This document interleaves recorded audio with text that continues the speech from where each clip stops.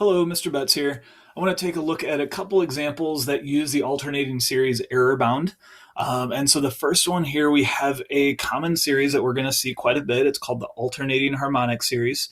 If you remember, the harmonic series itself is 1 plus 1/2 plus 1/3 plus 1/4 plus 1/5, and so on. And the alternating harmonic series is just this series, but every other term is negative. Now, we could be dealing with an alternating harmonic series that really starts anywhere along the way. So this particular one says that the first term is +1. So we're dealing with this series right here. So the question says, what is the maximum error of the 10th partial sum, and determine if it is an under approximation or an over approximation.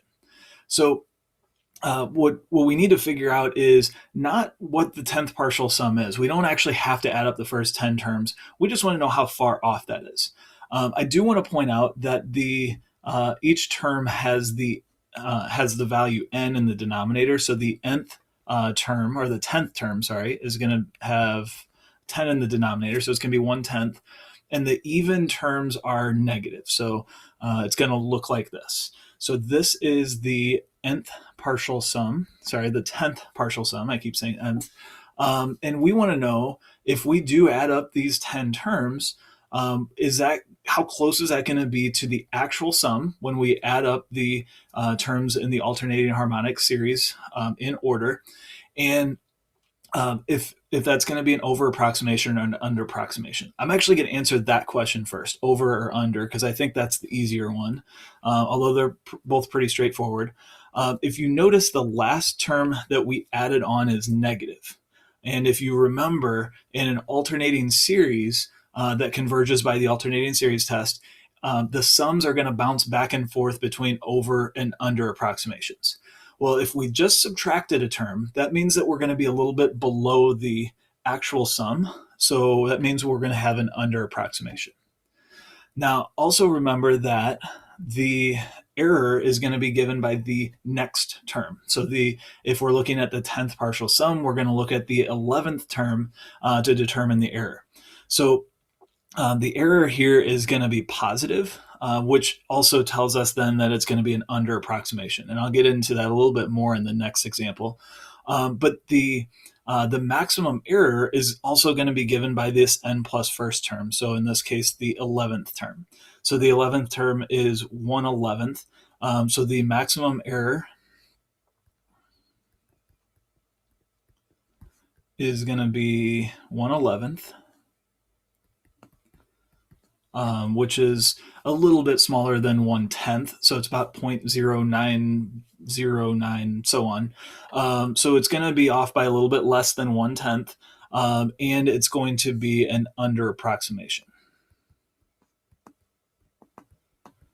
And we can determine if it's an under approximation or over approximation by looking at the nth term. And if the nth term is negative, it's under. If the nth term is positive, it's over.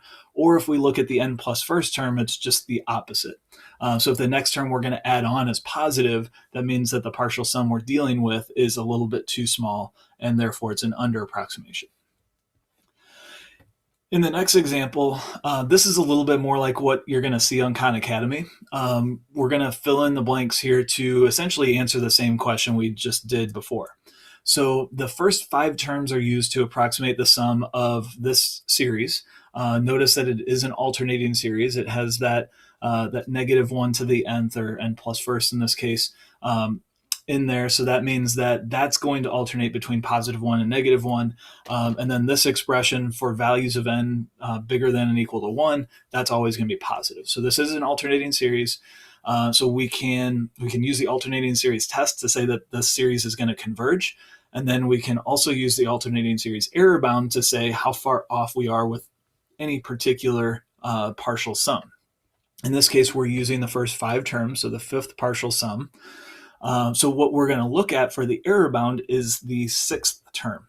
So we're going to be looking at a sub 6, which is going to be, if we plug 6 in, I'm going to use the negative also. Usually when we think about error, we're thinking absolute value or magnitude of the error, but we also want to use this to determine if it's an over approximation or under. So if we plug in 6, negative 1 to the 7th power is negative. So we're going to have negative 1 over 2 to the 6th power is going to be 64, minus 1 is 63. So we have negative 1 over 63 is the n plus first term.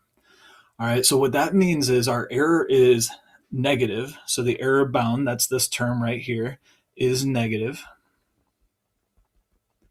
And since the next term is negative that we're going to add on, or the error bound is negative, that means that we have an over approximation. So this is we're looking for overestimate or underestimate. So this is going to be an overestimate. And then the absolute value of the error bound is just the absolute value of this sixth term right here. So we want to make sure that we use the absolute value, and it's going to be 1 over 63. Be sure that you don't type in negative 1 over 63 when you're doing these on Khan Academy.